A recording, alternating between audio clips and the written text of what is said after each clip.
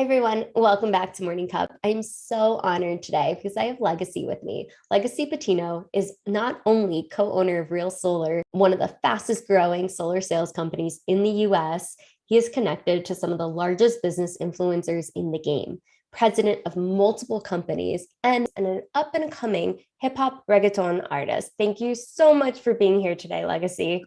Thank you for having me, doctor. Appreciate it.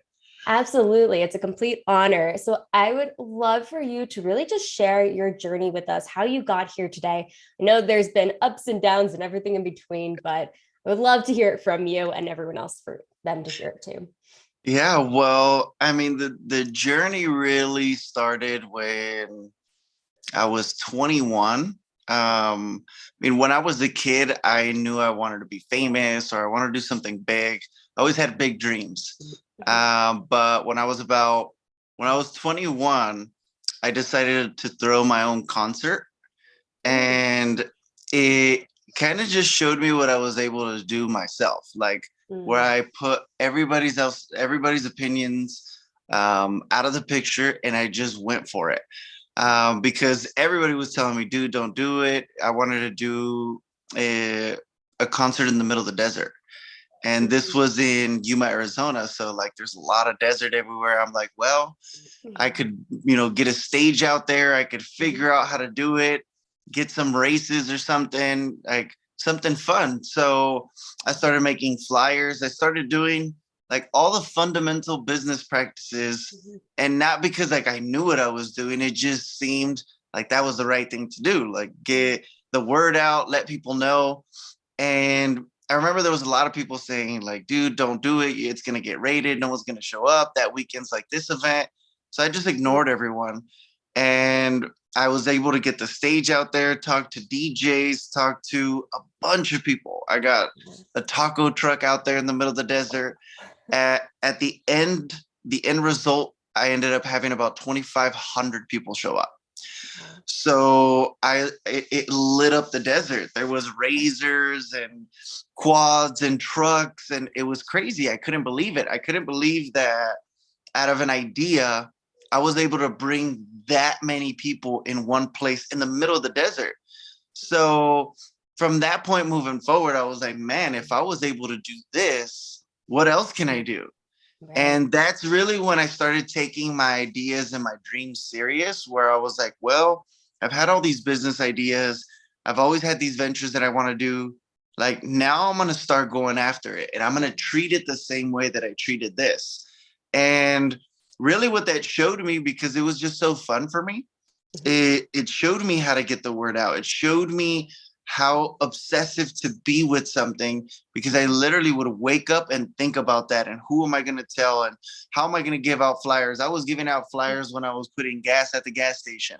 I was talking to everybody I can think of, but because I wanted to make sure that everybody knew what was going on.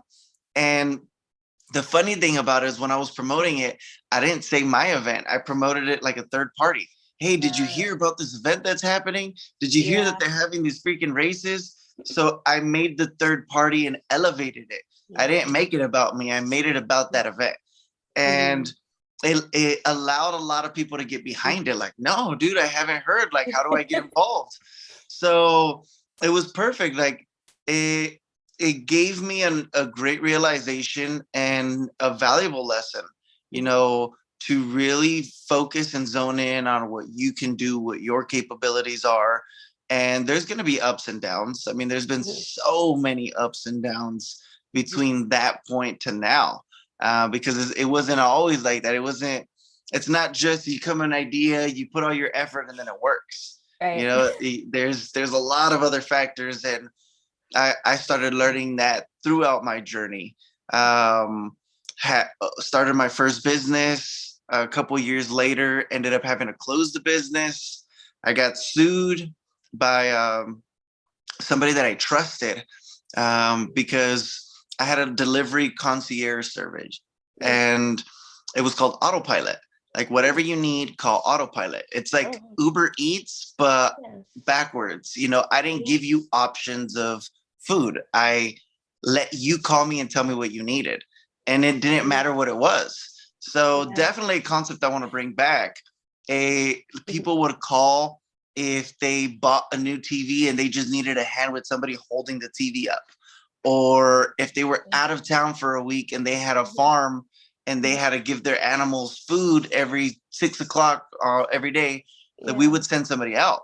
Mhm. So it was a full concierge service, and we were able to get a couple of deals where we were delivering, medical supplies and then Napa Auto Parts. So when we got the Napa Auto Parts, they let go of a lot of people, a lot of drivers. Mhm. And one of the drivers came to me and was like, "Hey, like I lost my job because of you. Like the least you can do is offer me a job." And I'm like, "I would Mhm. love to, but I'm already stacked and I don't have another company vehicle. Like the only option would be my vehicle and it's not insured, it's not under the company. Like it would take me a while. No, please, please, please, like just let me do a couple of deliveries. I'll do it in your car." So I Mhm. was like, man, I felt bad. And I'm like, Mhm. okay, it'll only take me about a week and a half to get it insured and put it under. So, Mhm. okay, that's fair. Let's do it. Well, 3 days later, she got in a car accident in my car. And Wow. I went over there. I went quick. I'm like, hey, are you okay? Like, it wasn't that bad, but it was a car accident. Right. And I was like, okay, well, do me a favor. Like, Mhm. I know we had talked. I let you know that this wasn't insured. Just give me all the medical bills, give me the bills of the cars, I'll pay everything. Yeah. Well, she turned around and sued me. And I mean, it affected everything. I Mhm. At the same time, there was a couple of other things that happened, but because I was just so trusting. And I feel like I'm still very trusting, but I can gauge the situations a little better now. Mhm. I like to give anybody the benefit of the doubt. I trust anybody until they give me a reason not to. But Yeah. there's a certain level of trust. Like we can't Mhm. go that deep. Mhm. And well, I'm on my way to Miami with Caesar, my partner. This Mhm. is really when we first kind of connected. Mhm. And me, him, and his brother went to Miami for about 3 weeks. And when I landed in Dallas after flying from Phoenix, because that was our layover, I realized that I had a bunch of missed calls from my managers, the people that I had working. And I'm like, what's going on? I called them and they're like, dude, like I try to pay everybody, but like it's not going through. And I'm like, what do you mean?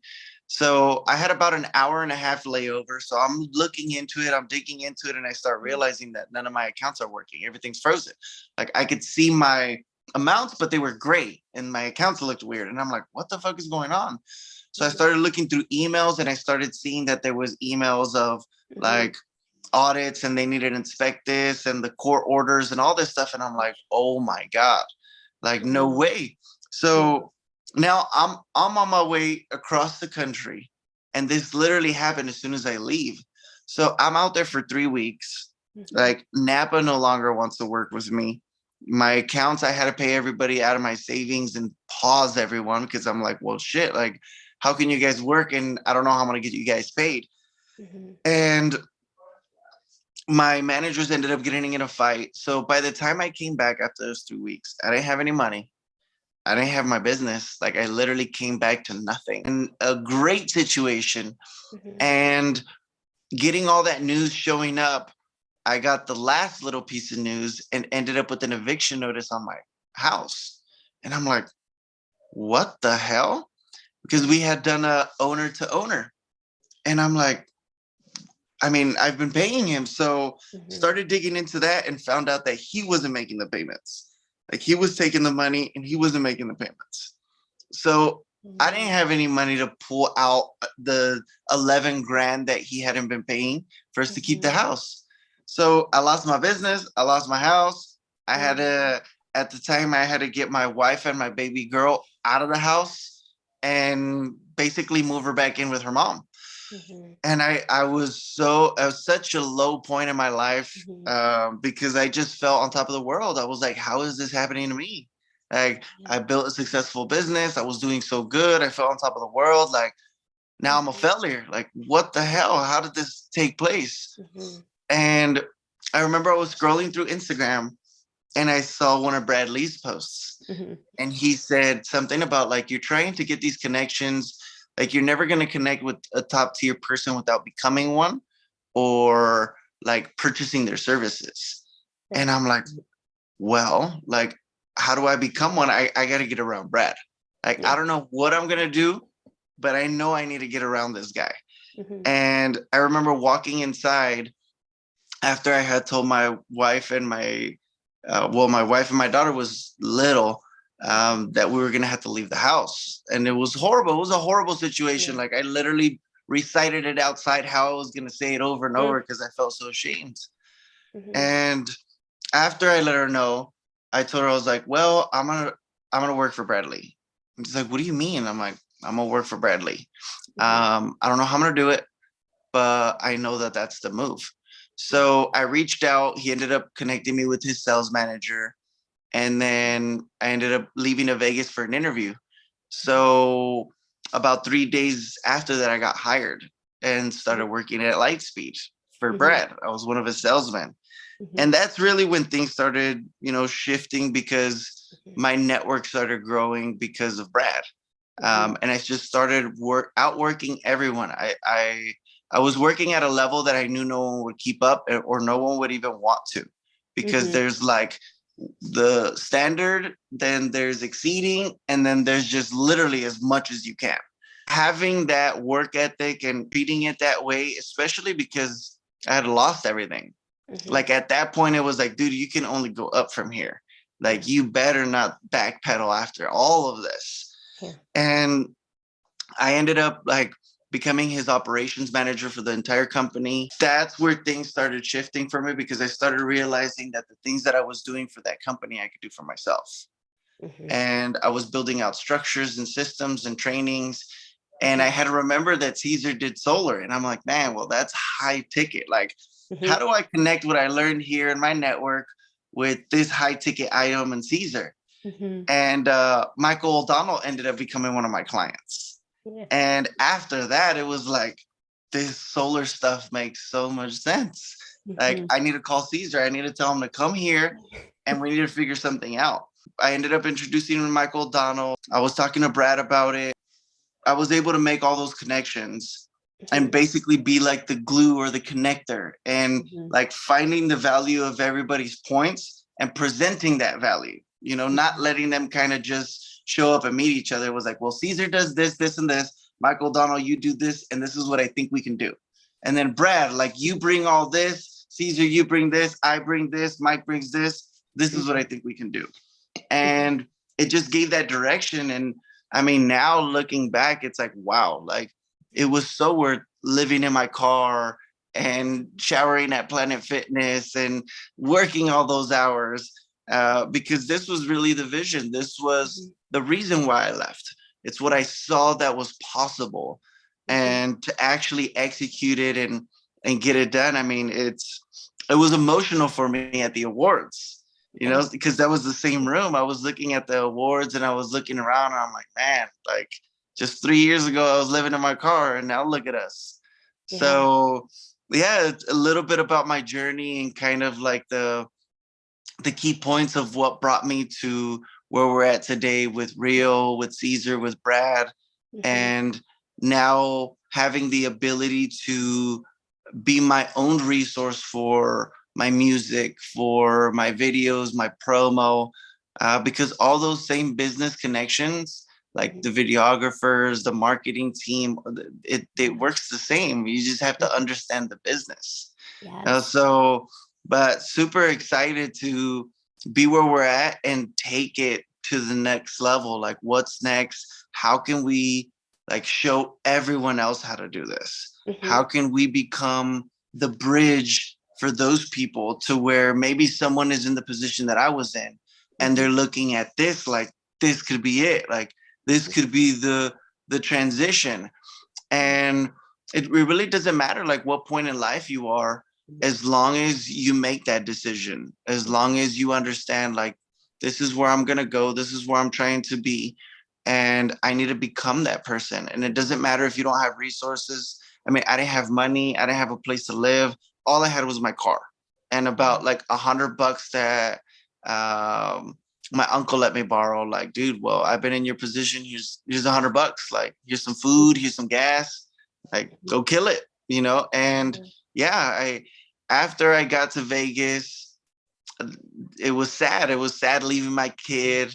It Yeah. was sad, like not waking up at home in my bed, but it was that sacrifice that I knew I had to make because I couldn't stay where I was at. I couldn't stay, in that position and taking full control of everything around you.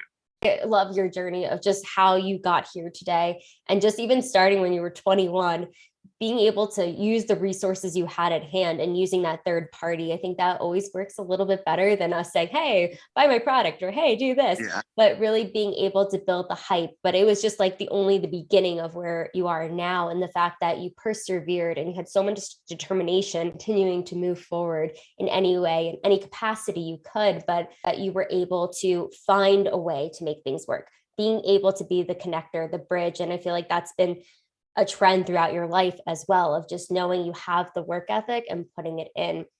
And even when you're talking about when you were living out of your car, going to Planet Fitness to shower, those factors, like you made those sacrifices to get to where you are today, and not letting outside noise impact that. Just like what you were saying at 21, you're like, you didn't know what to do, but you figured it out. You just put yourself out there. And I think a lot of times some people will listen to that noise around them, or I think a lot of people really carry validation from others, but you never really let that affect you. You just kept moving forward and zooming through essentially of where you wanted to be. And with everything that you've gone through, what would you say is one of the biggest lessons you've learned through all the obstacles you've had? I think it's keeping composure and knowing how to remain calm through any storm. What you focus on grows. Mm-hmm. So if there's a problem or a situation or something that impacts you that weighs heavy emotionally, and you start panicking and you start looking at the problem, well, if you're focusing on that, it grows. And I've learned to take anything, any problem, any situation as a riddle, because I love riddles and I think they're fun. So when anyone comes at me like, Legacy, oh my God, we couldn't figure this out and we did it, I'm like, whoa, whoa, whoa. What happened? Explain first. Like, let's leave the panic out. Like, did somebody die? Somebody got shot? No, okay. Like, where are we gonna go from here? And really looking at the solutions of every situation. But that can be a little dangerous too. It'll work for you very well in business. You can always be extremely logical and very solution focused and always going straight for the solutions and solving problems. But in relationships, it's not very good to just be solution. Like sometimes you need to be empathetic. You need to be able to listen and understand and be comprehensive. So you can't be so like, okay, what's the solution?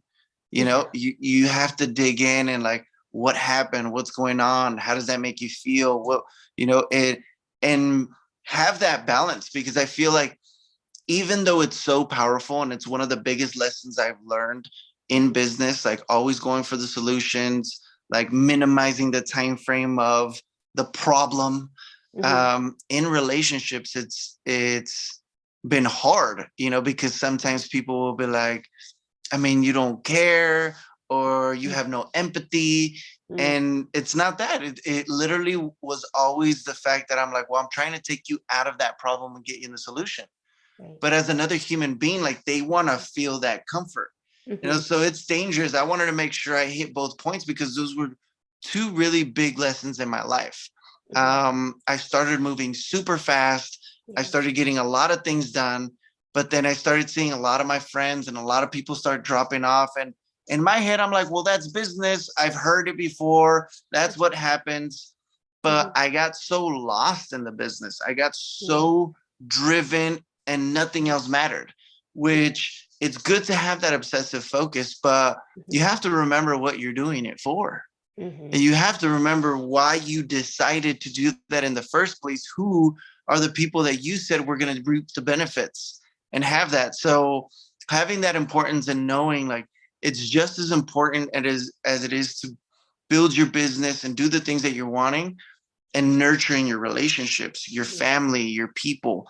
because if you look at everything that you have today Mhm. and that got taken away from you and you had to live an entire day without your family, without your siblings, without your kids, without your resources, your money, your phone, your anything, like everything got taken away and you were homeless, and the next day you got it all back, the same thing, that would be like the happiest day of your life.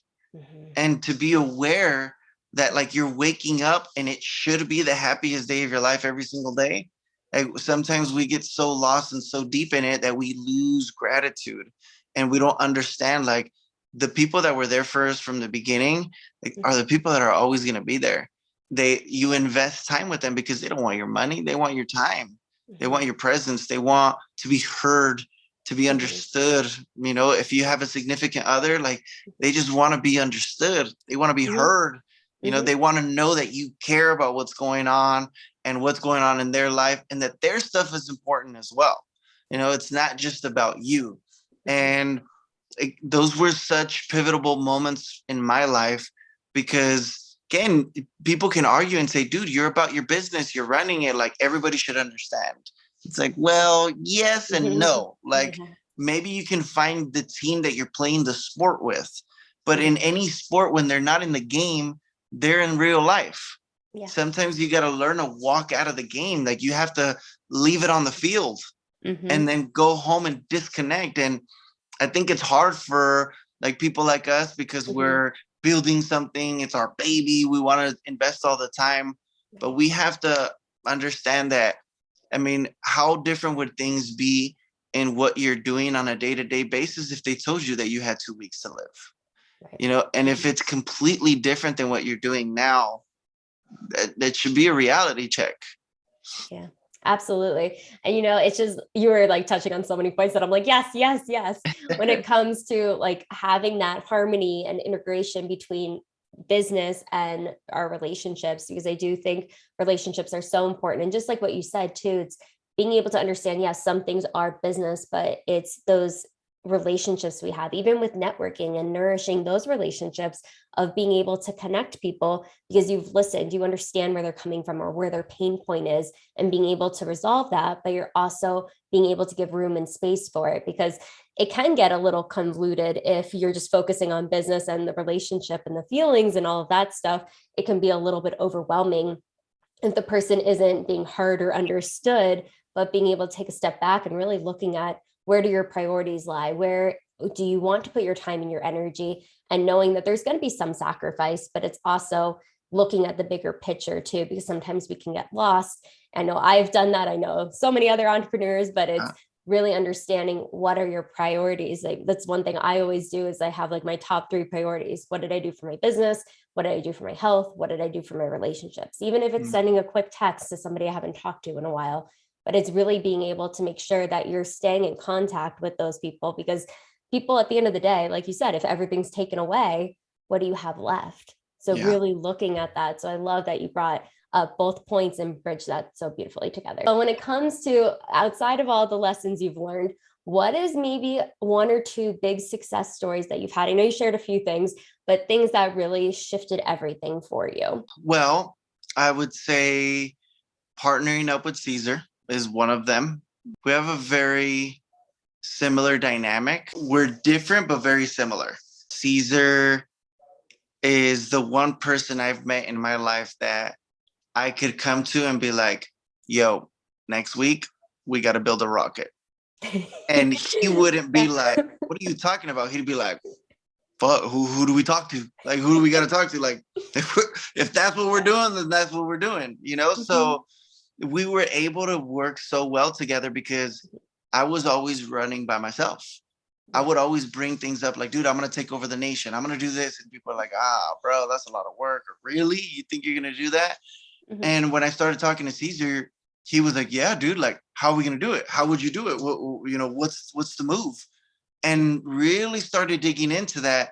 It started allowing, some of this energy and some of this activity and strategy to Mhm. really start rolling out because now I Mhm. had someone to help me with it.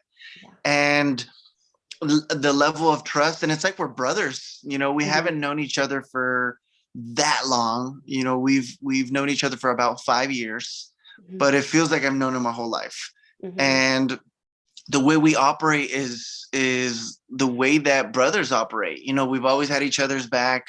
There's been moments where we were starting the business where literally we were just trying to figure out how to come up with enough money to pay this and pay that. And Mhm. sometimes I would get commission and be like, yo, dude, you know, do you have money? Like, here, let me send you half. Or he would Mhm. get paid and be like, yo, dude, like, I know that you had sent me money. Here's this or whatever. Like, we're getting ourselves up because we both understand Yeah. the overall mission. Mhm. And it's crazy to have, you know, somebody like that to have your back, Mhm. because it really did change everything. Mhm. I know I couldn't do all of this without him. I wouldn't have been able to do all of this without him. Mhm. And he was a big piece. And then Brad was another really big element. Not just the light speed part or getting, you know, in the mix, but mentorship Mhm. and understanding like high level business, because Mhm. he almost like put me in the middle of it all and was like, sink or swim.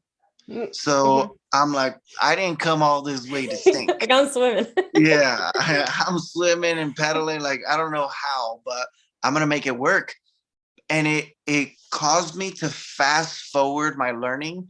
Lightspeed has a gazillion courses. Mhm. And since I worked there, I could quality control any course. Mhm. So I started watching everything to do about like business, management, systems, strategy, departments, all of that. And I immersed in it. I would like every 4 in the morning to like 6 in the morning, I was training. I would train during lunch and then I would train after.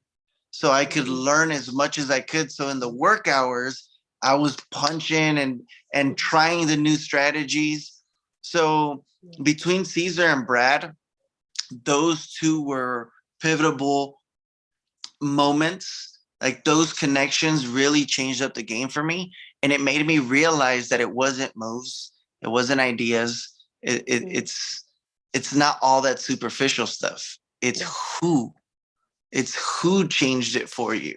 Who is the person? Who fills that bucket? Who fills that void? Mhm. And that's another shift out of those two connections that brought me a new perspective in knowing how to expand. Because once I shifted from what and how to who, Mhm. that also changed the game. It goes back to networking and being able to build those relationships. But I love the fact that you and Caesar have that bond between the two of you of knowing that you have each other's back and being able to see, okay, let's do this. And I love that you also said it's not just about running by yourself. Like sometimes having that partner that you can trust can be really hard to find somebody that you can trust, but being able to really grow it together and then bringing in Brad and being able to grow something that is going to impact so many people and the integrity behind it. I know I believe in it. I think it's bigger than that. And you're right. It's who you know, it's who is in your corner, but also pushing you. You're thrown in the middle of it and you were figuring it out, sink or swim, like you mentioned, but being able to swim and go full speed ahead, lightning speed ahead.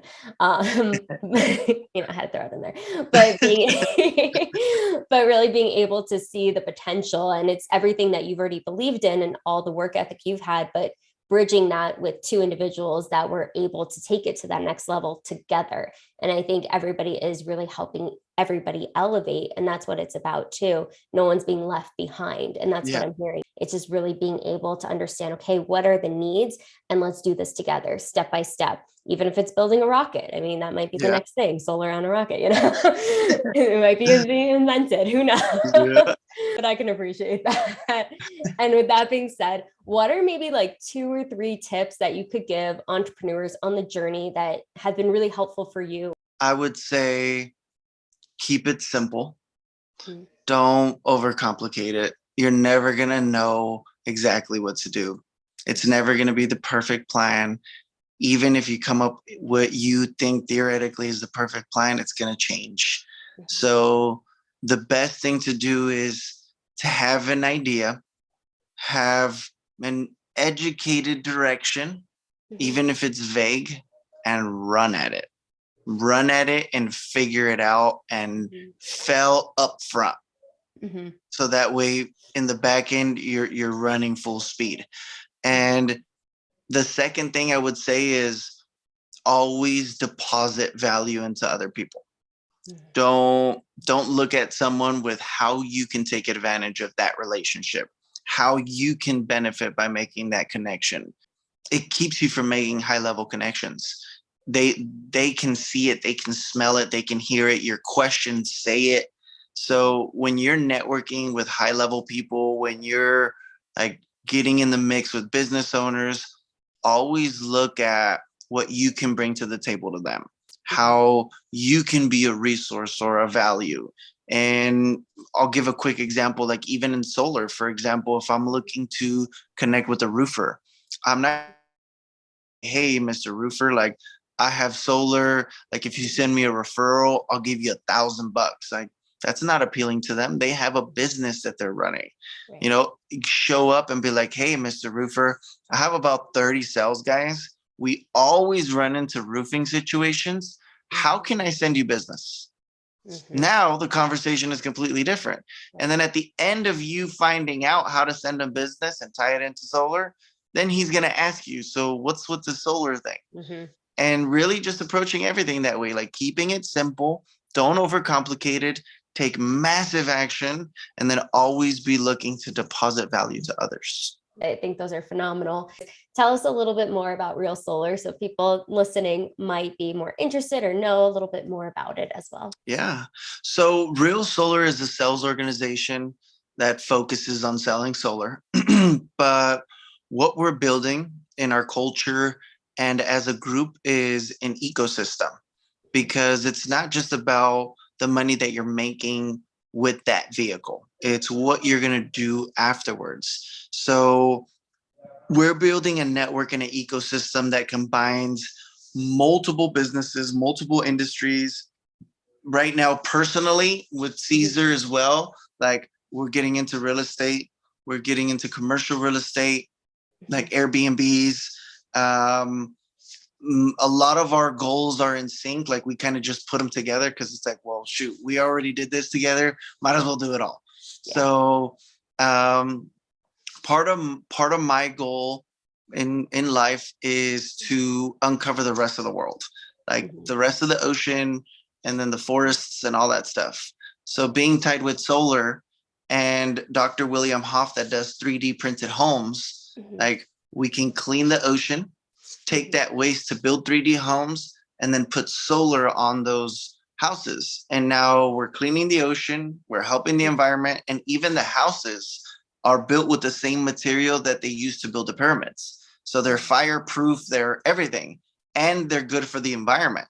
Mhm. So we're looking at all these different things and dreams, and we're figuring out how to tie this all together so that way it all connects. And Mhm. then we take everybody else that comes into our world. It's like, what are you trying to do? Oh, well, I'm trying to help everybody in Africa. Okay. How do we do that with you? How do we help position that for you? Who do we know that can help make that easier for you? And Mhm. learning what everybody's mission in life is. So that way we're feeding each other, that way we're helping each other, we're sending each other business. If we have an organization that has 5,000 people, Mhm. and Dr. Caroline decides like, hey, I started this new course, I would love, to push it, this and that. We're like, you know what, let's send an email blast to all of our people, and during our next national call, we're going to make an announcement. Super proud of Dr. Caroline, she's got Mhm. this and that. Now we're helping each other out. Yeah. Now out of those 5,000 people, I bet you there will be people that will be super interested, and then Mhm. there'll be other people that'll be like, well, it's Dr. Caroline, let's go, let's do it. Yeah. I want to Mhm. help, I want to build this. Mhm. And really building that community, because Yeah. that's another thing in the business world is sometimes you do find a vehicle that is making you money, that is bringing you success, but then there's no substance, there's no depth, there's no direction. Mhm. You have Mhm. to spend your money almost as fast as you get it. Yeah. And if you're sitting there just stacking and collecting and you're not multiplying your money, you're not sending your money out to get friends, then you're not doing it right. And sometimes it's Mhm. because you don't have people that you trust around you, or Yeah. there's not the right resources. So Real Solar is that culture to have all the right people, to have all of those resources in one place, to be able to bring everything to the table. Caesar and I don't want to keep things a secret. We're like, hey guys, we're investing in this Airbnb. Who wants to get in on it? You know, 10 of us, now it's a fraction of what we have to invest, but now everybody's got a property and keep multiplying it from there. So really trying to make a difference and an impact in the solar industry. There's only about 2% market penetration. So we've got 98% to make a difference. And we want to do solar right. You know, that's why it's real solar. Like there's going to be real solar and then there's going to be everything else. Like, so that's the goal. We're trying to make it to where everybody feels excited and they're a part of something that, for example, I would want to be a part of. When we first started the company, the first thing I told Cesar, I'm like, I don't want to build this business to where I wouldn't have wanted to be a part of this. Like if I wouldn't want to come in and look at this and be like, okay, yeah, I'll run full blast with that. Then I don't want to do it, bro. Because then I'm a hypocrite. I'm going to be promoting and recruiting people to something I wouldn't want to do. Like, no way, bro. We have to figure out how to set it up. And we did. Like, we made it to where we make a little bit, but we're focused on volume. And we're trying to let everybody else keep everything else. That way they have enough to build their businesses. They have enough to grow. They have enough to expand. And then there's other departments that maybe need a lot more help. You know, so now we're providing those resources, those trainings, all of that. So there's a place for everyone at whatever level you're at, and really becoming part of a community where what it is we're building is an ecosystem where we're in control of our economy. We're not worried about the economy. It's about our economy. Mic drop. And, you know, I love it because I do agree. Real Solar, it is about being real. It is the culture, and the culture is so inviting and warm. Just myself being a part of it too, knowing how open it is for people to really grow in any direction they want to grow. But there's so much space for that. And like you said, 98%, right? That still can be tapped into. So we got a long way to go, but arms are open for that. And I know you don't just do solar. I know you've done so many things, but I would love to talk about your music that just got released not too long ago. Can you tell us a little bit more and where they can find it as well? Yeah. So I've been writing music since I was like 12. And it's funny because that's really the thing that pushed me into the business world, because if you remember when I was 21, it was a concert that I threw. But I understood that I needed money. And the reason why I did my own concert is because all the clubs told me I couldn't perform. They're like, nah, you can't. You got to be well known, or you got to be this. So I'm like, well, if I had my own damn club, I could just perform there all the time. And then I started thinking like, well, this concert was a pain because I had to go find people to barter with, which I did. I mean, I did a great job bartering I didn't pay for anything. I didn't pay for the stage. I didn't pay for DJ. I didn't pay for anything. I talked everybody into the vision of what was going to happen out there, and everybody came through. So, but I'm like, man, this would have been so much easier if I had the money to pay for it. I would have so much more control over it. So I understood that it's like, well, my dream is to do music because I just love it. It's an outlet for me. I'm a very closed individual. I don't like really sharing my inner emotions or anything like that, but music gives me that outlet. And it's just something I enjoy to do. And I've done it as a kid. And I've been waiting for the right moment to start really releasing it in a big way. And at the end of last year, I'm like, okay, next year, that's it. Like, if I don't do it next year, I'm never going to do it. So I need to start now. So right now I have set up for every first of every month, I'm dropping a music video. I have about 6 music videos already recorded and about 26 tracks already done as well. And I have 3 different genres because it's funny because it's another thing. I've talked to a lot of record labels.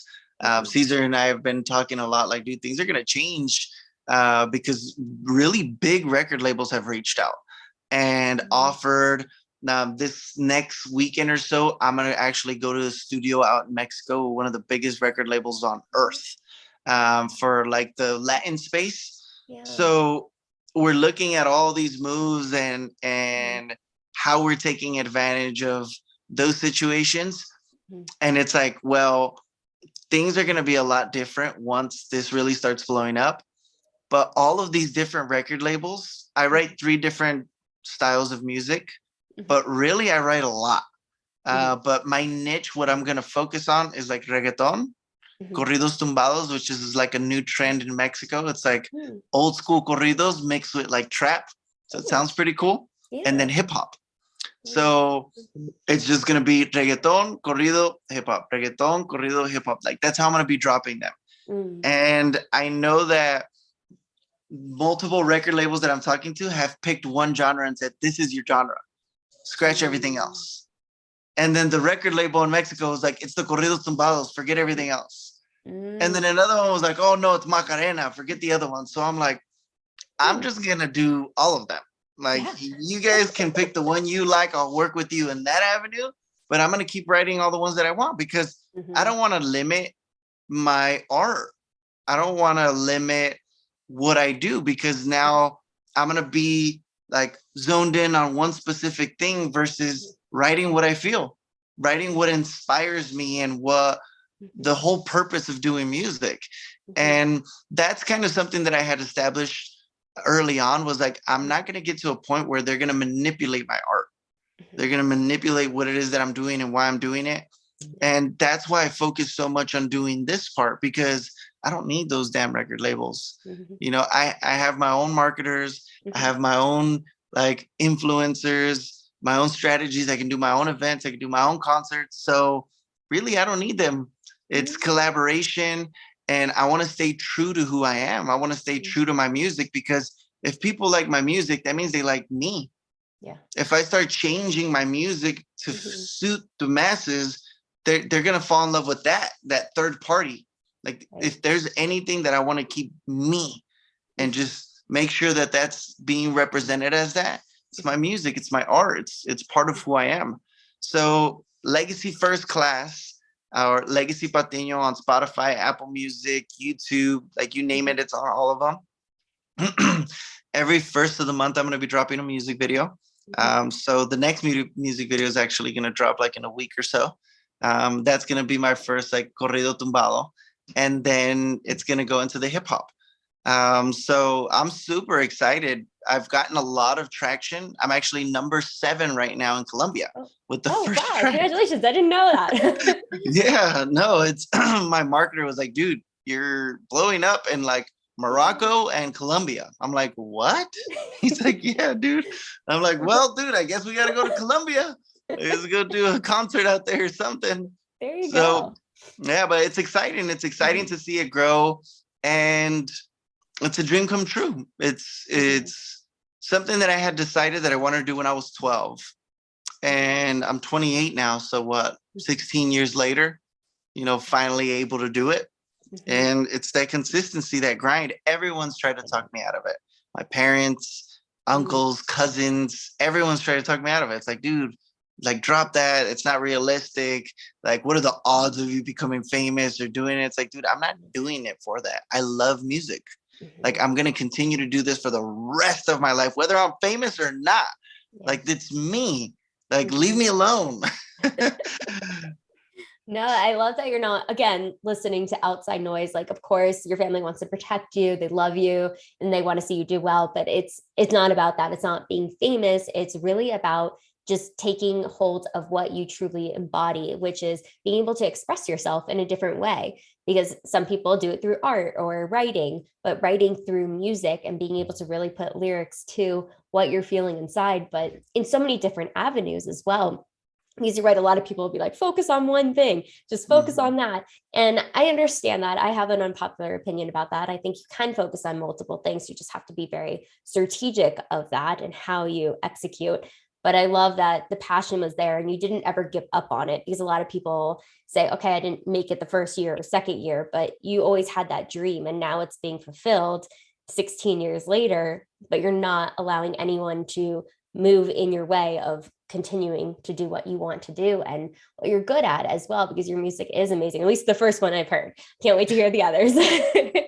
But definitely check that out, everyone, because it is very powerful. The music video itself, it's very captivating. I've been enjoying this conversation so much, and just I love all the things that you've been able to accomplish and all the hardships that you surpassed and led you here today. We're going to jump into the rapid fire questions if you're ready for them. Okay, I'm ready. Who is your hero? Well, I have a few, but I would say because there's so many that I see, but I would say Einstein. I even have E = MC² tatted right there. Oh, wow. I just like how he's so different and so against the curve. And just, for example, recently they proved one of his theories that it couldn't be tested until like 50 years after he was dead because of the alignment of the stars. So just the fact that he was able to think through future and time, and it's so out of the ordinary. It inspires my thinking. That's why I put it there in my hand, because I see it every morning. I try to pick the part of my body that I see the most consistently, and that was it. So I was like, right there, that's where it goes. Makes sense, especially with all the writing of the music. And what motivates you to work smarter? Oh, I hate physically working because Mm, I did that growing up so much. I worked with my dad at like a body shop. mm, So it was always like 120 degrees out in Arizona in a warehouse, sanding cars, and oh, like, or my grandpa taking us out to the field and working out in the fields. mhm. So I built a genuine hate for that type of labor. And I'm like, no, this is not for me. Like, I did it because I knew I had to and because I knew it was part of the job. But I'm like, no, I can't. I like being creative, and it's not so much of being lazy. I just feel like I'm being a machine. I Mhm, feel like I'm just doing the same thing over and over and over again. mhm, Like, I like creating. I have a desire for creation, mhm. and like that's the biggest thing for me as far as working smarter. Like, it gives me more room to create. Yeah, absolutely. Using that mind. And if you were a superhero, what would be your powers? Um, I'm a big fan of like Iron Man and Mm, Loki, like from the mm, Avengers. mhm, Um, I think a superpower for me would be like a genius, like a super genius, because I could do kind of like what Iron Man did. Like, yeah, he made himself a superhero. He built his suit in a cave, with what he had to yeah. save his own life, and accidentally ended up making the best creation he could have ever made. Mhm. So I think being a super genius, I'll be able to solve any problem, create anything. That'd be super badass. Yeah, then you have more time to be creative. Hmm. I love that. And if you could share a meal with any four individuals, living or dead, who would they be? Einstein, Abraham Lincoln, Sun Tzu, and Elon Musk. Mm. That'd be a lot of questions in that table. Oh, yes. A lot of insight gain, though, I Yeah. think. I might want to pop in on that one. Hmm. And what is the most daring thing you've ever done? There's two that come to mind, but one of them was a big impact. Um, Here in Las Vegas, they had a 10x growth conference. It was the second one. Mm, And I went to the event super broke, nothing, and like I didn't have anything. mhm, And I wanted to meet Grant Cardone. mhm, And it was the third day, and I hadn't met Grant Cardone, and I'm sitting in the nosebleeds, like the mhm, worst seat you can get. And I remember Forbes Riley was on stage, and she was mm, talking about you getting what you want, but the problem that you have is that you ask for permission. mm, So when she said that, I'm like, okay. So I stood up and I walked downstairs. I mhm, looked at the security. I'm like, excuse me. And he moved out of my way. And then I mhm, walked towards the stage and I looked the security dead in the eye. I'm like, excuse me, got out of my way. And then I walked directly up to the stage and I'm like, I won't ask for permission. And she's like, that is exactly what I'm talking about. Like that, this. There's probably yes. security guards over there freaking out, but this is what I'm talking about. And she ended up taking me backstage. I got to meet Ed Milet. I got to meet Grant Cardone. I got to meet Brad. Like, that's where I met Brad. Wow. And it was the scariest thing I had ever done. But I knew that it was scarier to leave Vegas without meeting Grant. Like Mhm. if that was my mission, like I'd rather risk looking Mhm. like a fool than not shooting my shot. And it Mm. ended up working out. Like Yeah. I I believe that that has a big impact on why I was able to get a hold of Brad so easily as well. Because we exchanged DMs after that. Mhm. Wow. Just like thinking about that too, being able to know you don't have to ask for permission. It's easier to ask for forgiveness, but being able to take the bull by its horns and really go forth in whatever you want to accomplish. And what is the phone app that you use the most? Phone app, Instagram Hmm, for sure. it's a good one. It's a good Yeah, I'm one. always on Instagram. If I honestly check my Instagram before I even check my messages and stuff. Yeah, Yeah, I get so for it. sure. that one. And what is the last book that you've read or listened to? I've been kind of hopping Mhm. in like two books Mhm. because they're kind of related. So one of them is Your Wish is Your Command, Ooh. because it's very like law of attraction, that Mhm. kind of stuff. And then the other one's The Secret. Oh, And I'm reading them both because I had already read them both. mhm. But there's a lot of things that both of them say that kind of connect. So I'm trying to like line them up. I'm trying to figure Mm. out like how I can put them together because there's things I understand better in The Secret than in Your Wish is Your Command. So I'm trying to gauge a really good understanding. And it's kind of like a little exercise that I do whenever I do read because I Mhm. don't like just throwing audibles. Like I do it to determine whether or not I like that book. And Mm. after I listen to the audible, then I go buy the book so I can Mm. highlight, I can write notes, I can Yeah. extract that information from that book. Mhm. Because I mean, like Brad says, like you're not gonna go to a church where the priest read the Bible once. Yeah, You got to do it over and over and over again to really get that training. that's true. I like that system because I'll listen to a lot of books, but sometimes like you don't get the information or you have to re-listen to it. But the fact that you like buy it after, I like that Mhm. factor. And so I feel like this will probably happen, but if they were to have a movie about your life thus far, who would play you? Um, Shoot, there was this. I don't know what his name is, but I don't think he'd be able to play me anymore because he's older. But they used to always say I look like one of the guys from Blood In, Blood Out, Which one? El Gallo Negro or something like that. I forget what his name Oh, is. I'm terrible with names. Yeah. Um, I mean, selfishly, I would want to play myself in the movie, run Yeah, like you an 8 could. mile. There you go. And what is your favorite family recipe, whether it's traditional or you just love making it together? Ooh, well, my mom has this like chicken chipotle that she Mm. makes. Mhm. I don't know the recipe because Mhm. she won't give it to me because she's like, if I give it to you, then you're not gonna come over here to eat it. You gotta come here to get it. And I'm like, all right, but it's amazing. It's like spicy with chipotle, but she's got some other sauces in it, like cut up chicken, and then like Mexican rice, like orange with their salsas and some tortillas. Mm, Bomb. sounds bomb. And it's her tactic to make sure that you don't never knock Yeah, she's over. like, nope, you got here. And some moms do that.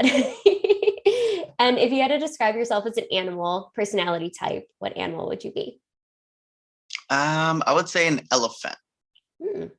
And I always use an elephant as a reference. Like when I talk to the guys, like if you guys want to have posture, you need to walk around as if you weighed 13,000 pounds. Like, how would you walk? How would you Mm, go through the door or walk past anything? And I like elephants because they're graceful mhm, and they're so big mhm. and they don't have to try to be intimidating. Like, Right. nobody messes with the elephant. Mhm, And if they try to, it's not going to go very well. It's peaceful. It takes care of its stuff. Wise, not trying to be the king of the jungle or anything like that. It's going about its mm, thing. It's doing its deal. It'll walk past freaking lions and hyenas, and nobody messes with it. It's like, that's the elephant. Like, leave that alone. I like them a lot. Like spiritually, what their animal is like. They're not carnivores, and they're so massive. It's just everything about an elephant. I think that's like my spirit animal. Yeah, I could see that, the spirit of them, definitely. And what is your favorite way to spend a day off? I know you work a lot, you're doing a lot, but if you have a few hours, maybe, what are you doing? I I would say like racing, Mm, like off-road, desert. Um, because outside of all this stuff, it already seems like I'm doing so much. Once I can establish all my businesses in a systematic way where everything's system dependent and I don't have to spend too much time on it, like my dedication is going to be the music, racing, my foundation, my family, my business, my people, how I can involve them in all of this. If mhm, they're seeking opportunity or how I can plug them in, I feel like the rest of my life will be lived that way, nurturing my family, my people, utilizing what has been built in the empire, and then doing music and racing. Like racing for me is, I feel like if God gave me a gift, mhm, it was driving. mm, mhm. So I love it. It makes me feel free. It makes me feel like a little kid. That's good though. It's what you enjoy. And I just want to throw another one in there because I know you're a dad. What has fatherhood been like, being able to integrate with business and everything else you have going on as well? It's tough. It's been Mhm, tough because there's always that factor of I'm doing it for them. mhm, Right. So that can be used as an excuse, like, I'm on the phone for you. Like, it's this, like, I got to do this, I got to do that. Something that's helped me a lot. I can't be a dad and not be the fucking best dad I can be. mhm, And I started reading a bunch of dad books and mhm, understanding children. It taught me so much in really like factoring out time for them, making them feel okay. Partially what I talked about as far as like the empathy and all that is also for your kids. Like if your kid falls and you're like, you're fine, you're okay. mhm, They're not gonna feel safe expressing their emotion to you. Like they're gonna be like, well, when I express my emotion, I feel worse. So I'm not mhm. gonna do that. Or even getting them in trouble. It's explaining to them why, what happened, what is this, and Mhm, taking the time, because I feel like when I first got into the fatherhood and my daughter walking or trying to talk and this and that, I wasn't aware of how many things took place in being a dad. And I tried to think about when I was a kid and try to learn from the mistakes that my dad did, but that didn't mean that I was doing everything right. mhm, Exposing myself to that information and what's happening and how to really nurture those relationships, because I have my 4-year-old little girl mhm. and then my son's about to be 1. Oh, So I have both of them little munchkins. yeah. I try to separate my business and them as much as possible. Mhm, When I'm with them, I try to factor in that time frame. Like, okay, I'm gonna be with them like from 4 o'clock on. If there's anything I'm answering, it better be fucking important. Because if not, if it's just like a mastermind or hey, let's talk about this, like I need to make memories, create experiences and lessons for my kids. I mhm, want them to remember a lot of things and happy moments and positive things.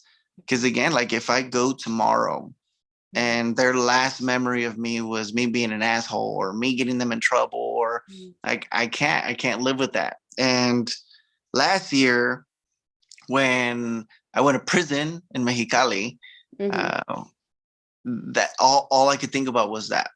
Yeah. I kept hearing the echoes of my daughter saying, "Daddy, play with me," and Mm, I'm like, "Mamor, like wait, I'm play with you right now." And mhm, now, whenever she says that little phrase, I mm, freaking drop everything, because it reminded me of how empty I felt, of mhm, how horrible it was. Like I had her right there, and I chose to be on my phone because it was an mhm, important business call instead of being with her. mhm, And I, it, I think that's one of the biggest lessons in the entrepreneurial world. If you have a family, if you have kids, is learning how to separate and give your kids that level of priority. yeah. Like just like you would prioritize a business meeting or you wouldn't miss a meeting for the business, don't miss a swim class. Don't miss gymnastics. Like they're waiting to see you, Mhm. watch them, be there for them. Like give it that same level of importance. Mhm. Oof, so true. And I think everything you said, it just, I'm sure, is going to have volume as well of how important it is to be there, because they might not remember exactly things, but they'll remember seeing you in the stands when they're Mhm. in gymnastics class or swim class or anything along those lines. But the value of just being there, being present. And Yeah. what is something an outsider wouldn't know about the solar industry or music or both? Well, outsiders really don't know how much money there is in solar True. and that they're saving that. I always say this, there's nothing else on earth that doesn't cost the client anything that pays you this much money. Like you're literally getting paid a lot of money to save your client money. Anything else that pays you that much is because they're buying a damn jet or they're buying a big house, they're getting into debt. Yeah. And with solar, it's not that way. We're replacing an electric bill. And I think people underestimate how much money there is in this. Like they're like, whoa, whoa, whoa, whoa, how much? Yes. And then the music industry, it's marketing. Mm. It's marketing. Like people think that it's like, oh, you got to be famous, you got to be this. Like it's marketing. I did all my homework. I've got lists of like Mhm. radio stations, publications, articles. All you got to do is buy the packages. Mhm. It's marketing. All these record labels buy Mhm. distribution packages, buy publishing, Mhm. PR, all that. Mhm. So if you're a musician, you're out there trying to make it, build your business, make sure you're good, you can sustain and support yourself, and get really good at marketing. Wise words. See, I didn't know that. I always learn something from everyone. And where can people find Real Solar, your music? I know you mentioned your music already, but just to recap it again, and then we'll link everything below. So, Instagram is the best place to find me, Legacy First Class. Mhm. But I have all the platforms. That's just the one that I'm on the most. Mhm. Real Solar has a couple. They Mhm. have Real Solar Latinos, Real Mhm. Solar Queens, Real Solar Blitz, Real Solar Squad. So there's a bunch of them. Like plug in. We're everywhere. We just finished up our website, so getrealsolar.com, and really reach out to anybody on the team, anybody that's involved. It's truly an amazing community with everyone. You're always going to have those little bad apples in between, but Mhm. overall, I feel like the entire team is such a tight community Mhm. and everybody's on a very similar mission. They've got very similar ethics. So really just anybody that you reach out to in the Real Solar Squad, Real Solar Latinos, Real Solar Mhm. Queens, like everybody will welcome you in with open arms. Well, thank you so much, Legacy, for coming on, sharing your journey with us, all the ups, downs, and everything in between. I so appreciate your time and energy today. I know everyone watching as well. And make sure to like, subscribe, comment below. What was the biggest takeaway from Legacy? One of the lessons that really stuck with you, or anything he said, and leave it below so he can see it too. And we'll see you on the next video.